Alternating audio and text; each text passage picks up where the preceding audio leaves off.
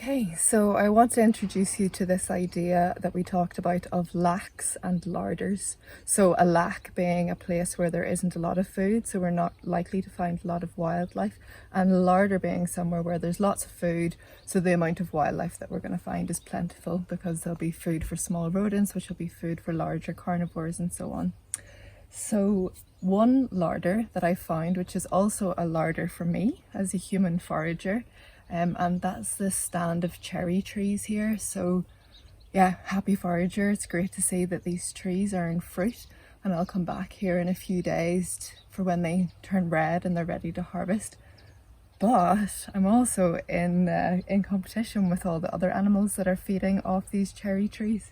So if we look here, we can see some feeding sign on this cherry. So this is really classic of bird feeding sign, where we can see that the bird has pecked into the cherry and is feeding on the flesh. And right above me at the moment, there's actually a blackbird poking around and enjoying that fruit. So this is a bird which is feeding off the flesh of the cherry. And then as these cherries drop to the ground, the flesh is rotting away and we're left with the seed. So if we think the seed is also going to be food for another type of animal, and particularly small rodents. So when I think about like, well, where are those rodents going to take that food to eat it, they're very likely to want to find somewhere that's quite sheltered away from the larger predators like the birds of prey or the foxes that might hunt them. So if we look just over here, there's a doorway, and if we look underneath, we can see a huge cache of seeds which have been eaten. And this is really classic mouse behaviour. So they take it somewhere quite hidden away and eat in there, and you can see that there's obviously been a lot of action in here. So some mice feeding sign, and it goes right up inside there. You might not be able to see with the camera. But then something else that I found here,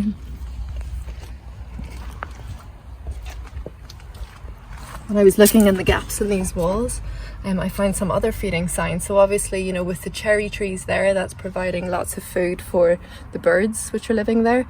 It's also providing lots of food and like a really favourable habitat for the mice that are living here. So there's more mice. And then with more mice, we're going to find lots of different types of feeding sign. So this is one really cool one, which is when the mice are feeding on the snails. And they'll take the snails. What's characteristic with mice feeding sign is that they'll actually eat right down the spiral of the snail. So you can see that there. So that's characteristic of small rodents, particularly mice. But it's not the only animal that feeds on snails either. And there's another, probably one of my favourite pieces of sign just over here. I see it. Yeah, right here. So, you know, generally from springtime on, you'll find this behaviour, and this is from song thrush. So what the song thrush does is it will pick up a snail and it will use what's called a song thrush anvil. So it will use its beak to hit the snail against the anvil. So it's using it as a tool to break open the shell and to eat the insides. So that's classic song thrush feeding sign. Very cool.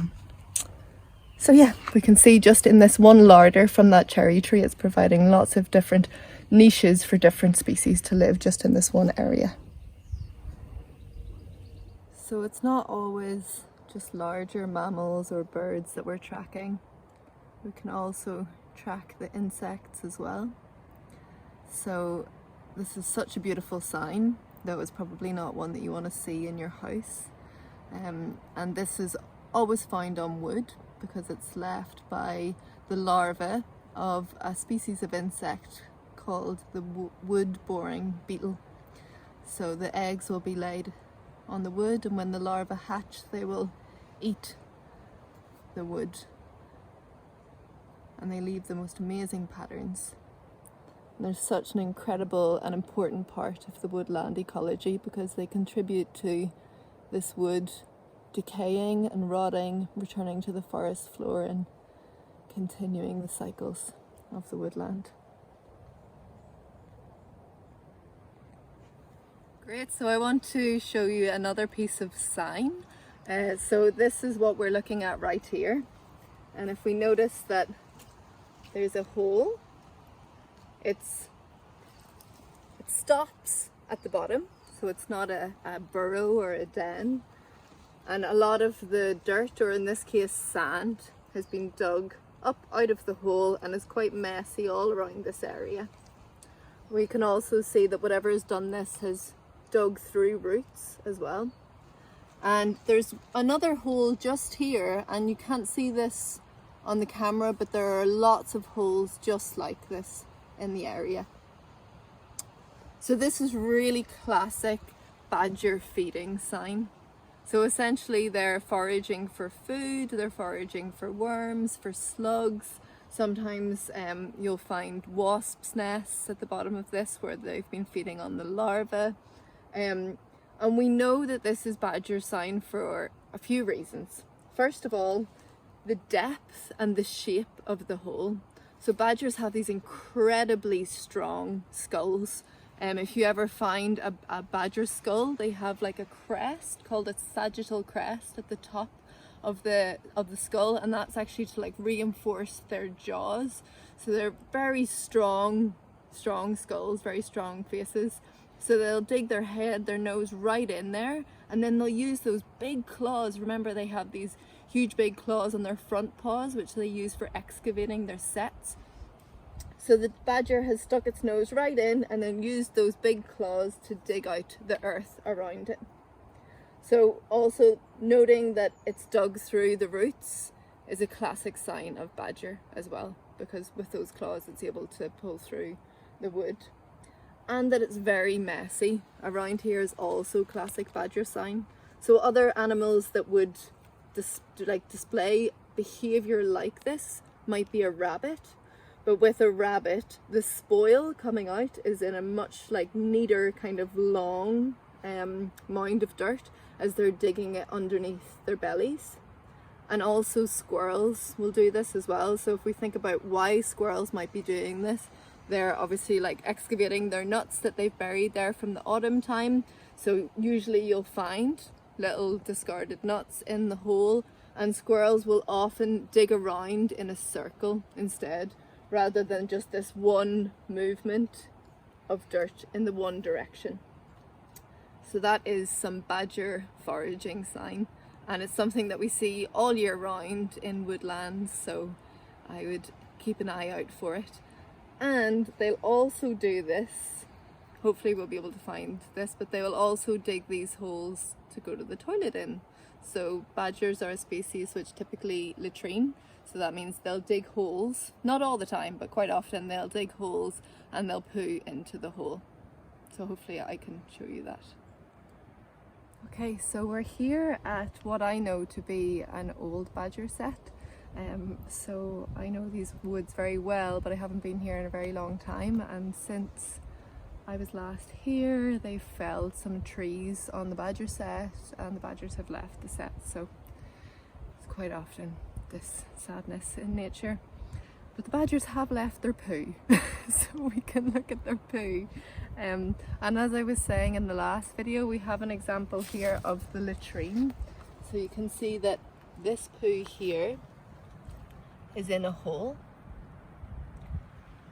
and then this poo here is not in a hole.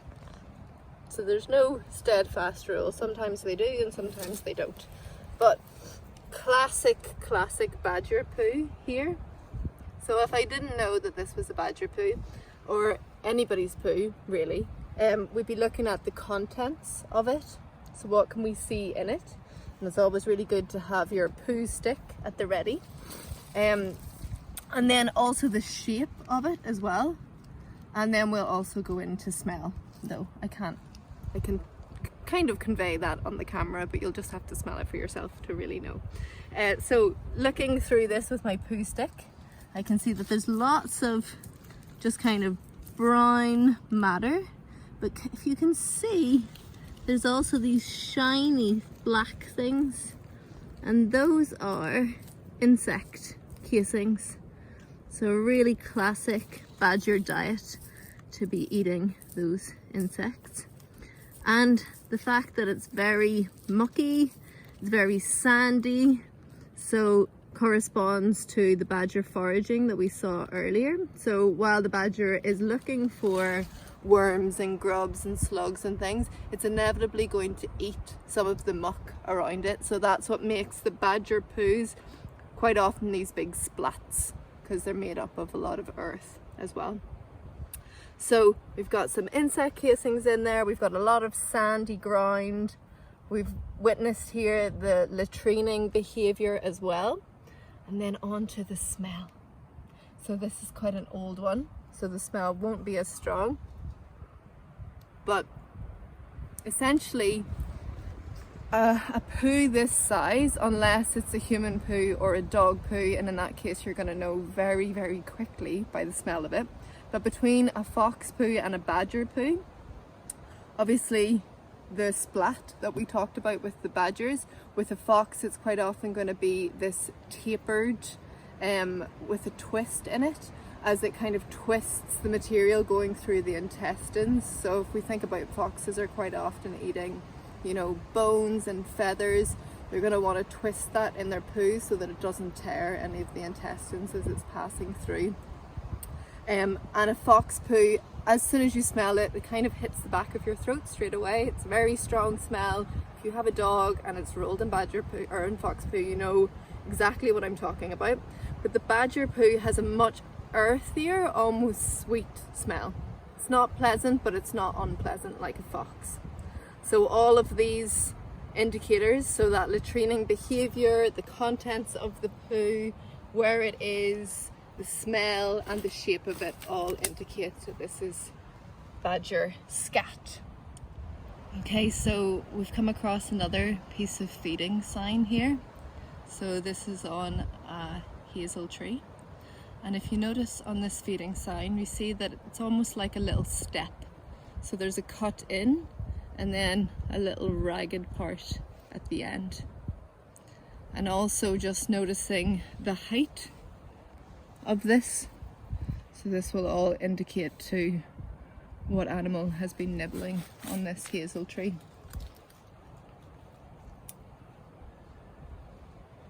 So we think about, you know, who could this be? What would be eating the tender young shoots of the hazel tree?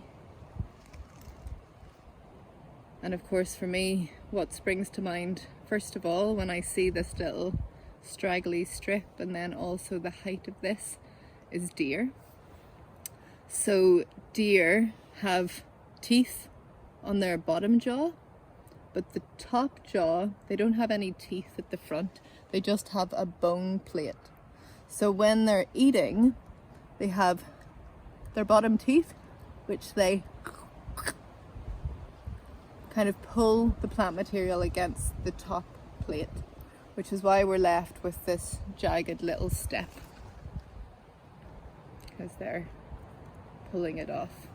Also the height, obviously, you know, this couldn't be something like a rabbit or anything else that might eat these shoots. But another indicator of rabbit would be, if we think of how rabbits or hares, their teeth come right together. They're almost like a pair of secateurs. So when you see rabbit or hare feeding sign, the cut on the piece of plant material is completely straight, so you don't get this little jagged edge. So you'll see this very often with the new shoots of hazel, holly, bramble, all of that succulent new green growth which the deer find so irresistible. And you can then go on to determine what species of deer it might be according to what height they're feeding from.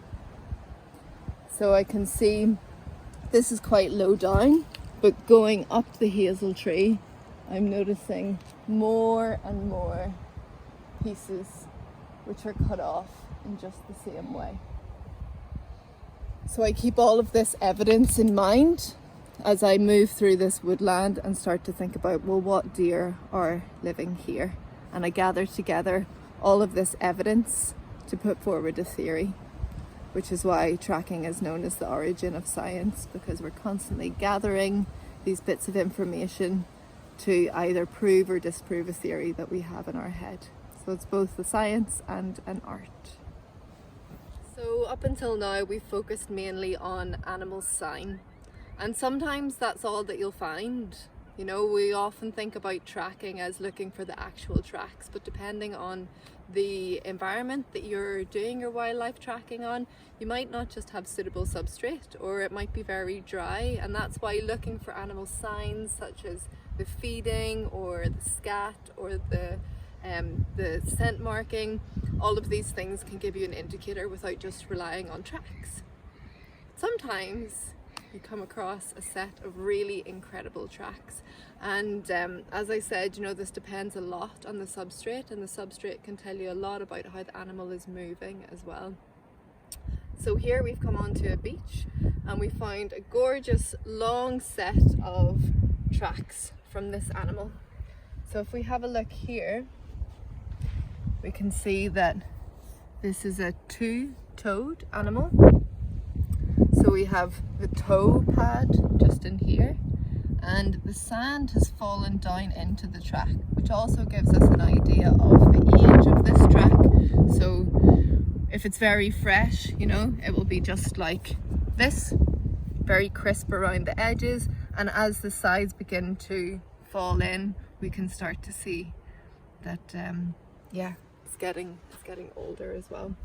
So what we can tell from looking at this is it's got two toe pads and then these nails, so the edge of the hoof in this case, which comes right around the edge and right up to this point here.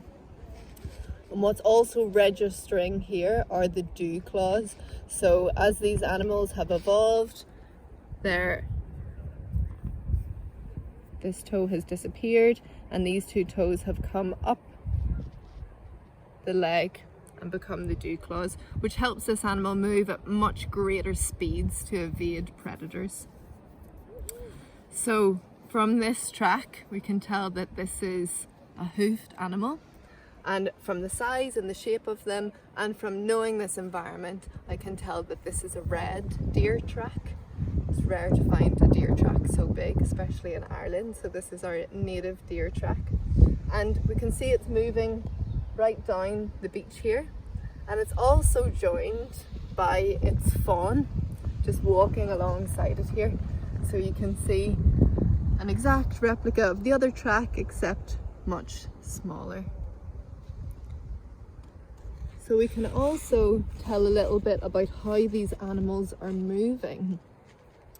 So if we think about when an animal is moving at a walking pace, so the animal is putting one foot in front of the other, and quite often when it's moving, as it lifts up one hand, one paw, or one leg, or one foot, or one hoof, as it lifts up, the back leg will fall in the track of the last one.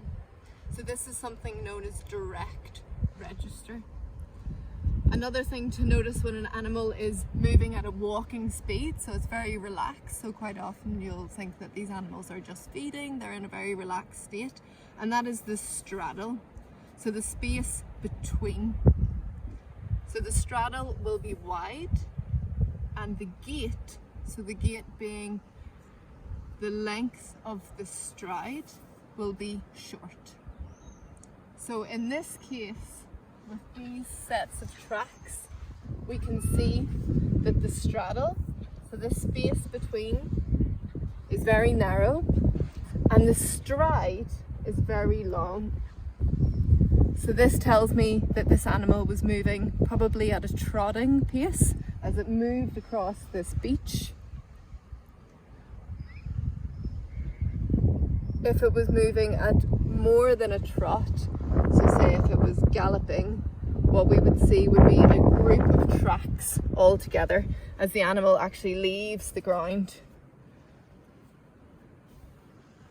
So there we are, a red deer and its fawn trotting down the beach. And we think about when we walk right down here, the tracks have actually disappeared.